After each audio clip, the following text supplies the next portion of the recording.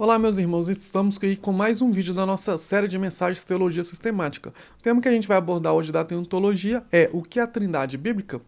Talvez a Trindade ali é o termo da teologia sistemática mais confundido pela igreja e mais distorcido ali por críticos, mais ali distorcido por aqueles ali que negam ali a divindade das três pessoas ali da Trindade. Mas vamos entender um pouco mais?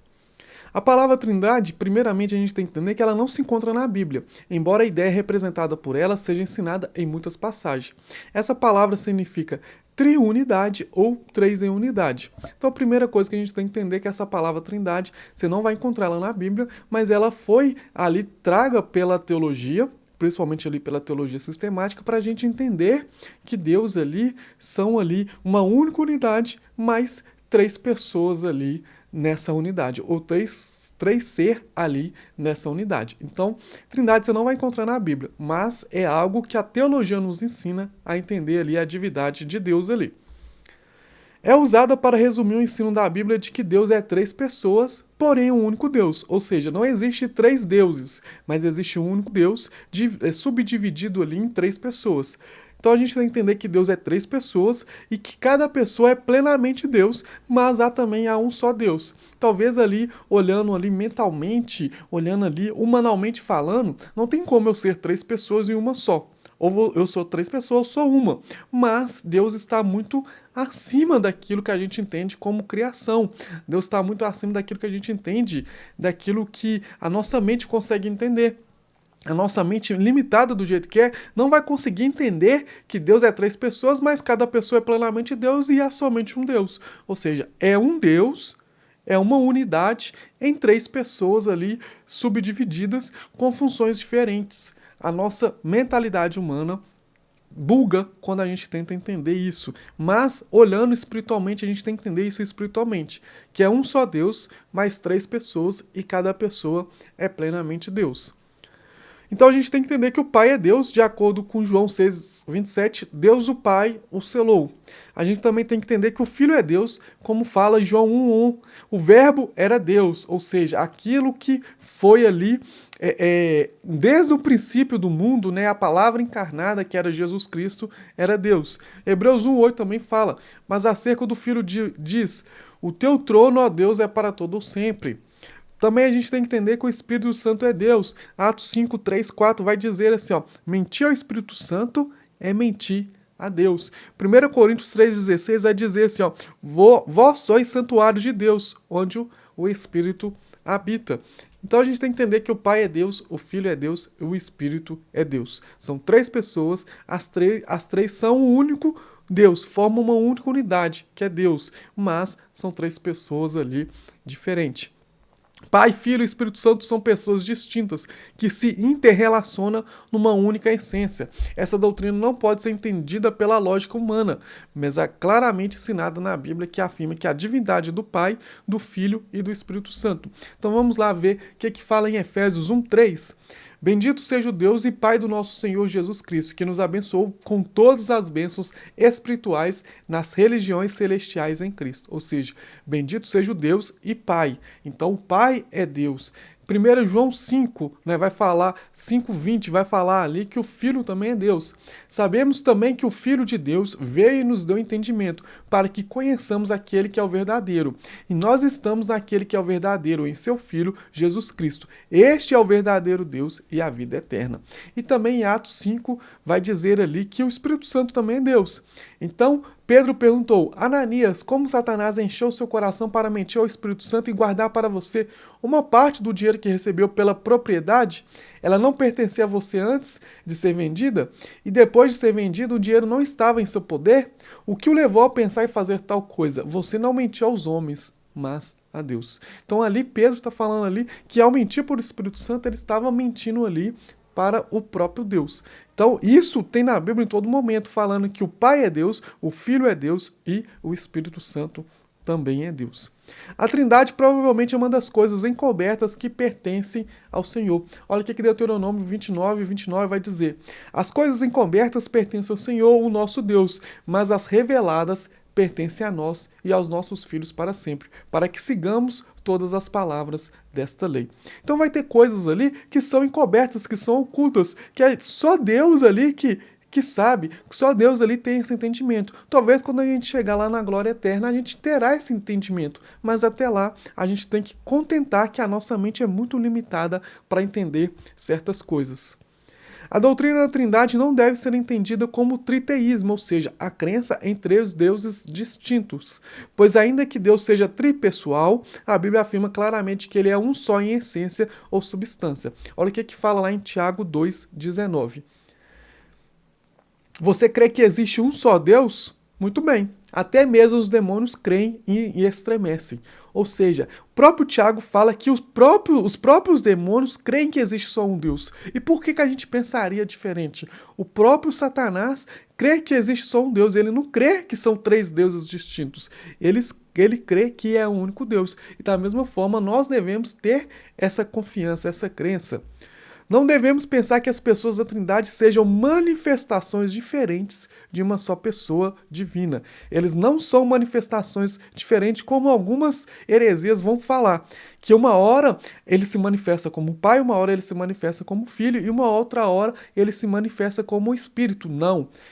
O Pai é uma pessoa, o Filho é uma pessoa e o Espírito é uma outra pessoa. E as três pessoas são essa parte dessa trindade maravilhosa que é Deus. Em igualdade em essência, né, eles têm uma igualdade em essência, né, uma única essência e diferente em funções. Existe ali uma diferença em funções ali, mas eles têm uma única essência. Todos são eternos, todos são oniscientes e todos são onipotentes. Não quer dizer que o Pai ele tem uma característica, um atributo diferente do Filho e do Espírito. Todos são eternos, todos são oniscientes, todos são onipotentes.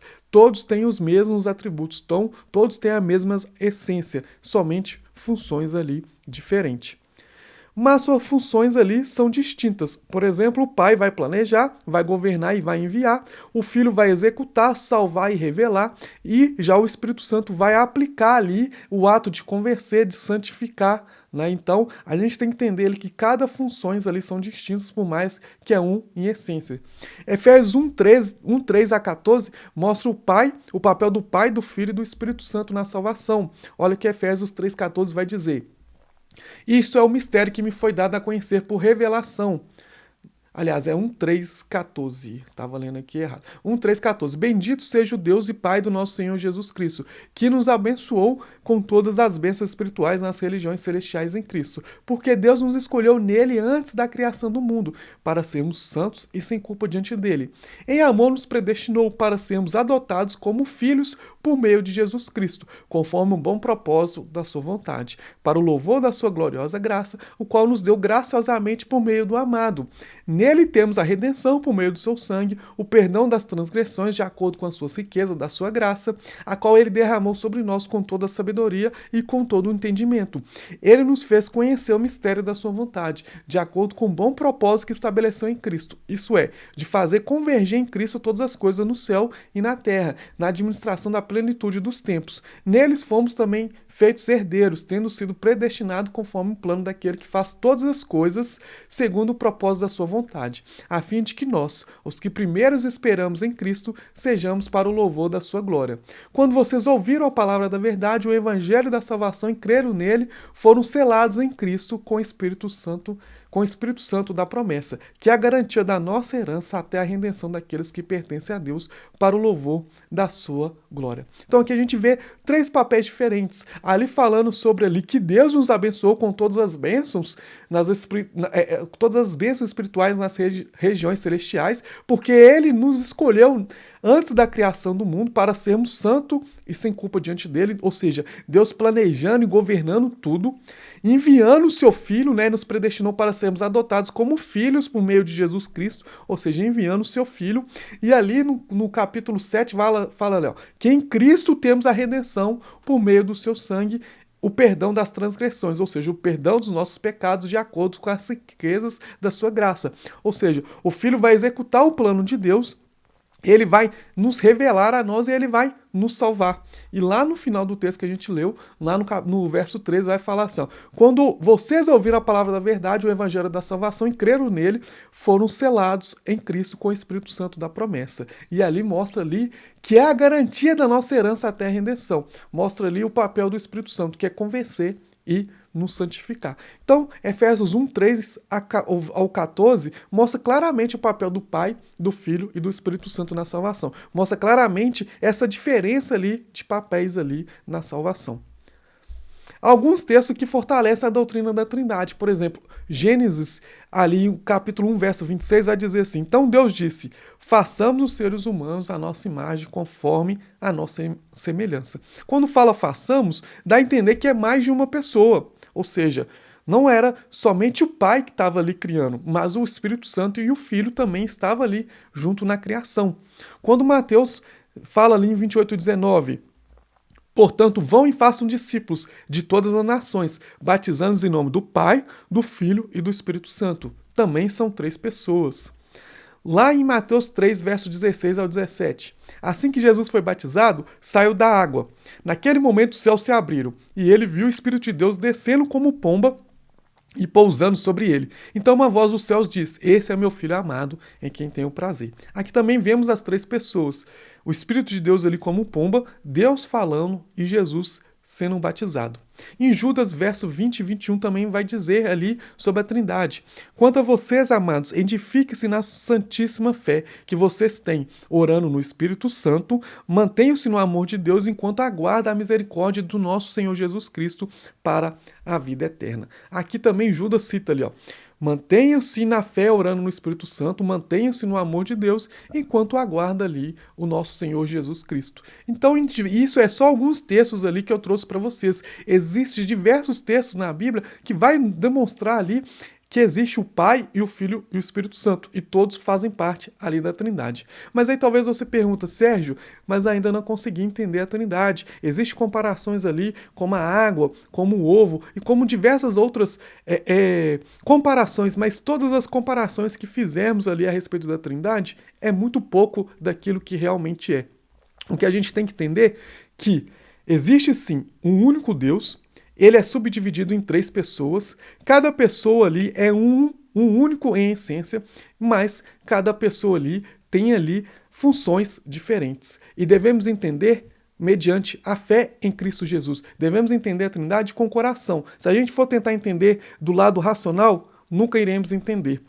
A Trindade não se entende com a mente humana, mas se entende com o coração, com o Espírito Santo. Amém? Espero que tenha ficado claro, espero que vocês tenham entendido. Se ficou alguma dúvida, deixe a sua pergunta, pode nos enviar também nas nossas redes sociais. Se você gostou desse vídeo, que Deus abençoe a sua vida e te aguardo na próxima semana com mais um vídeo da nossa série de mensagens. Deus abençoe.